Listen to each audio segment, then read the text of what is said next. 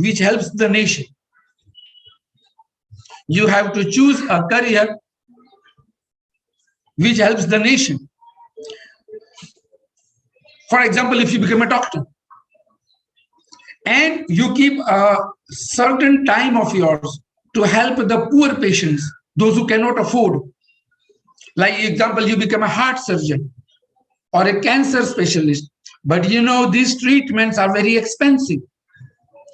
So you have options. What are the options? Either you make big money, you go to America, you earn a lot of dollars, or you stay back in your country and give a certain period of time to charity hospitals and treat the patient well.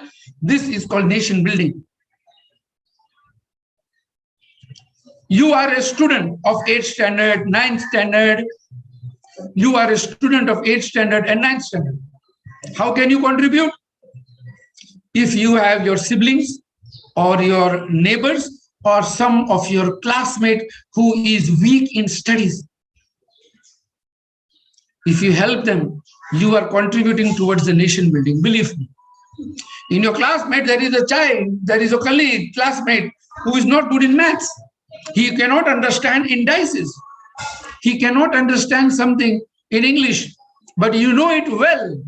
You know it well. So what do? You help him. 2 hours. That's all. But it was a big contribution for the nation. Why? Tomorrow, with that foundation of what you have taught, this boy could become an IT engineer or a civil engineer. So never consider or underestimate even a small contribution in good and care. The Prophet ﷺ said very correctly that never underestimate the power of good deeds, however small it is. So this is one aspect of what you can do. Secondly, as a student during vacations or on holidays, you can be a part of the volunteering teams that are working in different categories. For example, in Mumbai, I don't know about Hyderabad, but in Mumbai, there are NGOs, non-government organizations. Some of them specialize in going to the slums every Sunday, Saturday, 2 hours, 3 hours, and teach students, the poor children, how to speak English, the foundation of maths and all that. And I was very happy to note people from rich and affluent families coming there and teaching. That is nation building.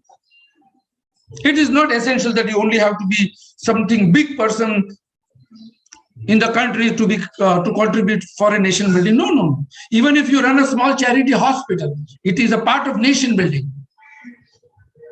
If you pass out a good word to your countrymen, it is a nation building. Because nation, as I said, it has lots of issues. India is a nation with multiple dialects, multiple languages, multiple cultures.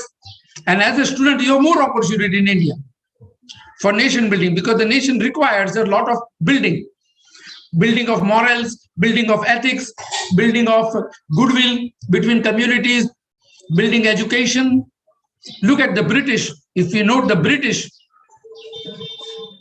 they ruled India for 200 years. And in the 200 years, they built schools, colleges, hospitals. They contributed to our country. They built railway tracks.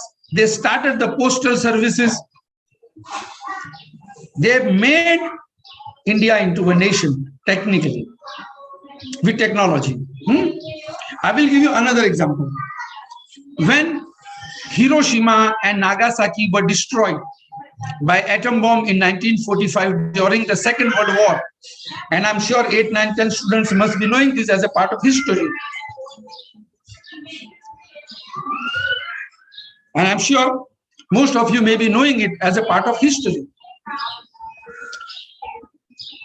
This country was devastated. Imagine 2 entire cities wiped out with millions of people dead. Everything destroyed. Nothing is there. And within 20-25 years, the Japan is a big economy. Toyota, Suzuki, different cars, Sony, National, then you have so many Hitachi. Each and every sector of technology, Japan has its mark within 20-30 years. By 1975, Japan was exporting fabrics across the world. Across the world. It was exporting. A small country the size of Telangana. That's it. But look at its nation building. Japanese, they did a marvelous job in building their country after Second World War. Nobody can match that. They controlled the economy of America and Europe also. If you go to America, Europe, you will find Toyota, you will find Suzuki, you will find Hitachi and Mitsubishi, and all these Japanese companies are running their cars. The tire companies are run by Japan. The music system, the audios, the videos, the laptops, everything was coming from Japan.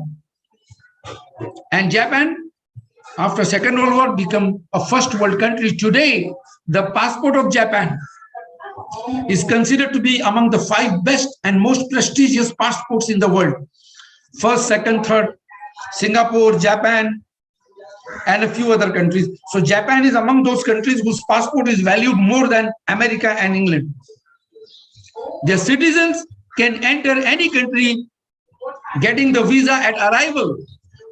125 countries. This is called nation building. A small country, but look at how they stood up after problems, how they got up after problems, and they built nation. What is in your mind? What do you want to do? We Muslims are around 15% or 20% of the country's population. Now keep that aside. Look at your own city, Hyderabad. What is the percentage of population of Muslims? I'm sure in certain segments, the population is 30% also. Certain parts of your cities. The question is, if you have a 30% of population, do you have 30% of hospitals, schools, and colleges? No, that is not possible. That is not there. The British, they have schools. Even if they left the country, they left behind English as a language. They build England. They build England by developing other countries also. Today, people have to learn English. Even a Maulana has to learn English. Sheikh Rafiq also speaks in English sometimes. So we come to know that this is how nations are built. They leave behind an impression upon mankind, upon humanity. Look at America. People laugh at them, that they are only pizzas and Pepsi cultures. No, it is not a pizza and a Pepsi culture. They invite the best talented people across the world, and they have Google, they have Facebook, they have Twitter, they have YouTube, so many technology, Apples, iPhones, they come from America. Now they build it. They build their nation's economy. So if you become something by studies and education, you are contributing towards the nation. Now, with regards to the moral fabrics, the moral contribution, moral of the nation, what is the moral of the nation?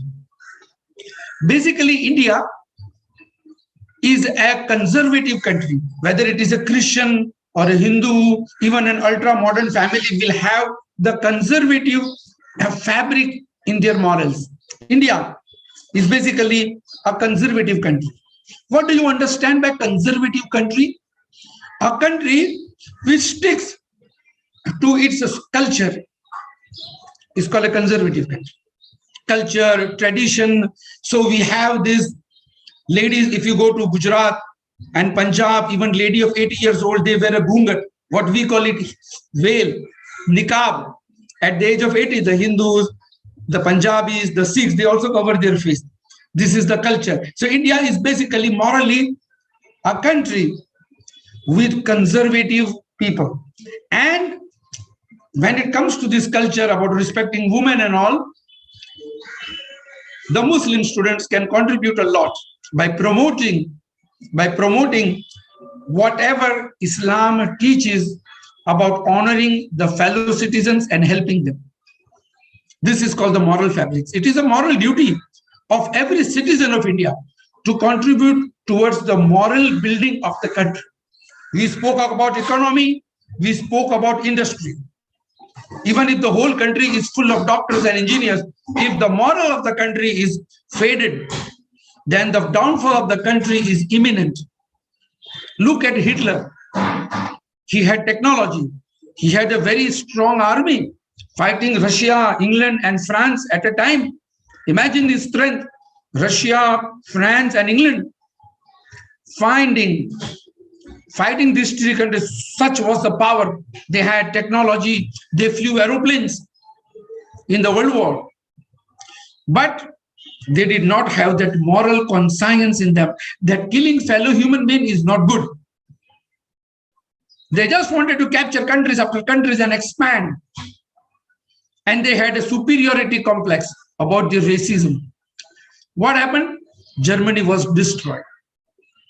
They were educated, but they did not have that moral fabric in them.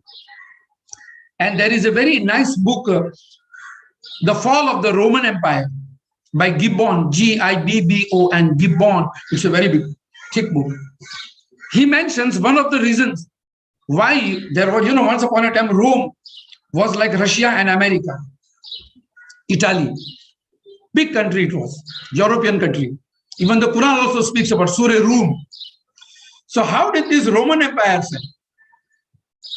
How did it fall? How did it got devastated? How did they lose the power to the Arabs?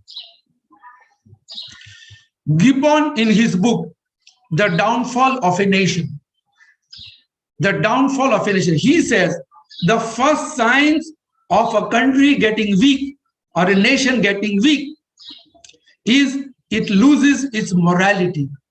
Besharmi, behayai. These are the things that becomes rampant. And when such things become rampant, the power of the nation goes fade, and a time comes when the country is about to be fallen down. It only requires a push and the whole nation falls down. No matter, technologically you are strong. The Romans were very strong technologically. They were fighters and they used to defeat any army. But then they got defeated because morally they had begun corruption. They used to sell women on the streets. They used to kill their slaves unjustly. And there were many other such immoral activities in the Roman Empire which caused their downfall. In order to build a nation, you have to realize that building a nation is not enough. Preserving the nation is also required. I build my house. I spend a lot of energy, time, and money, and I make it beautiful. The windows, the sofa set, the furniture, the color of the walls, the tiles, the faucets, and everything is there. Everything is of a good quality. Everything is of a good quality. But if I don't sweep, if I don't broom, if I don't dust, there will be then we have things coming up in the houses. The web spiders will build their house, then ants will come in the kitchen, and the whole house, if it is not preserved, no matter how beautiful was the house, it will be in ruins.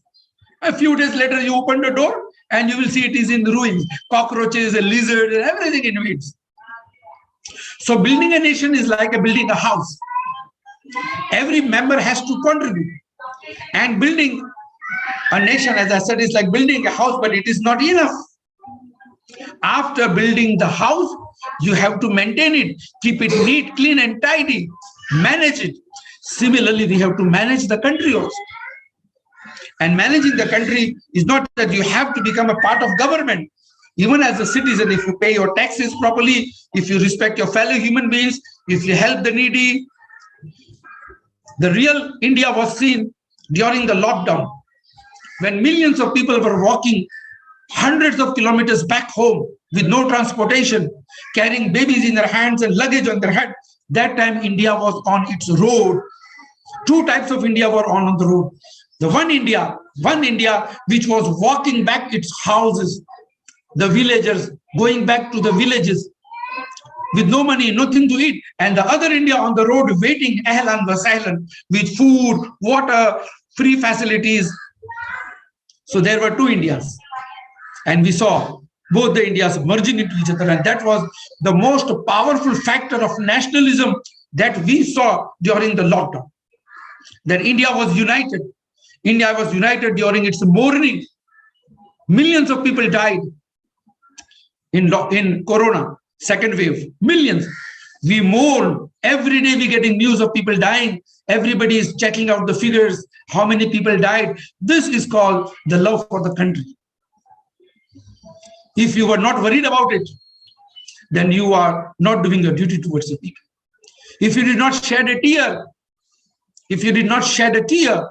for the death of the countrymen in Corona and other natural disasters, you are not doing your duty. It's not that you just give charities and blankets in winter. So as I said in the beginning, no matter how small deed you do, if it is good, it is going to be rewarded evidently. Now the winter is there. I don't know if it is very cold. I don't see anybody in sweater. But in Bombay, the temperature is falling down like you throw a stone from Qutub Minar, how it falls down fast.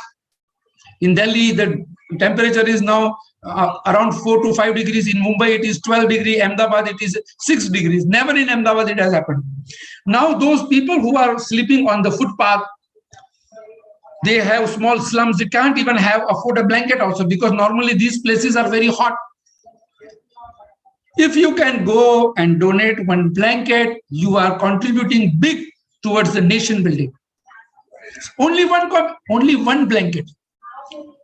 Take your pocket money, 300 rupees, buy a blanket, go out at midnight, 3 o'clock, 4 o'clock, see somebody suffering, give the blanket. Nobody knows except your angels. They will write it and hand it over to Allah. And that is a nation building. Tomorrow when you have money, provide water to those places where there is no water. On your terrace, in the hot summers, on your terrace, put a small bowl of water. For the thirsty birds, the pigeons, the crows, and the sparrows can come and drink it in summer. They are a part of our nation, because environment is a very important factor of a nation building. Those who ignore environment, their nations are ruined. And you can see the climate changes nowadays. Places where there was no snowfall are having snowfall. Khet mein reet aur reet mein khet ho gaye. So brothers and sisters, in order to contribute for the country, you have to begin at this age in whatever way you can. As I said in my talk, that even if you help your fellow student or your classmate, you are contributing big towards the nation. Even if you go and donate a small blanket in the chilled winter, you are contributing a big thing. Even if you put a pot on the terrace, at this age, we cannot expect you to do miracles by becoming a doctor. It will take time for you to become doctors. But what can you do now? This is what we are discussing. There are no less than 10 crores, that is 100 million Indians who are school students around. If each of them go and donate something from their pocket money, how much of donation will reach the poor? So this is exactly what I'm saying. It is the drops and drops that makes an ocean. One dust particle makes an entire desert. And that is what contribution is all about. That's it, inshallah. And wish you a very, very happy Republic Day. May Allah protect the Constitution of India, which provides guarantee for every person to follow his religion and faith, irrespective to caste and creed. So we pray Allah that may Allah protect our country from all the shar and fitan, and may Allah make it as a peaceful country for the rest of the time to come. Assalamu alaikum wa rahmatullahi wa barakatuh. Jazakallah, sir, for a wonderful talk. It was really inspiring. It inspired me. And I strongly believe that it inspired all the students and the viewers and the parents who were listening to Nisar sir. It was a very wonderful talk, sir. Jazakallahu khair, sir. Inshallah, students are going to work for the nation building, inshallah. Right now, I request Khudsia Fazal Fatima of class 9A to deliver a vote of thanks. Yes.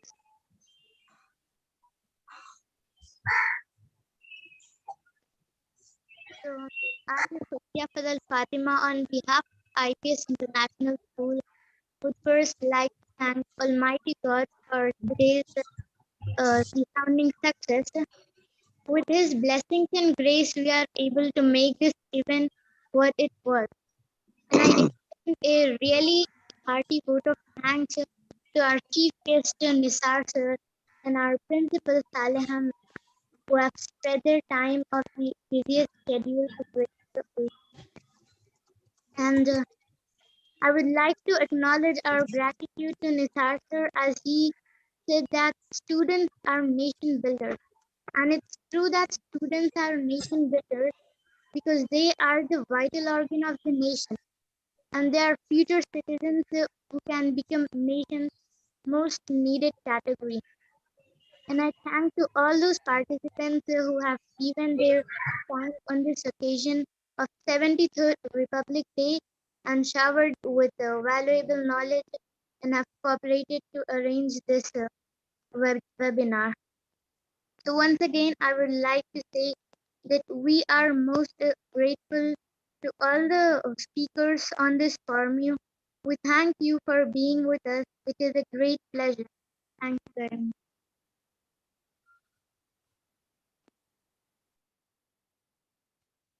Thank you one and all for being here, parents, Nisar sir, and all the students, teaching and non-teaching staff. That's all from this program.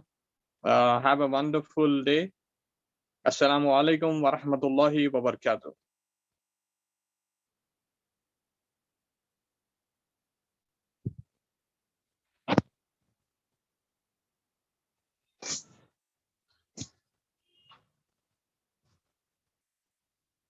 Salim sir, you there? Yes, I'm here. End of the program.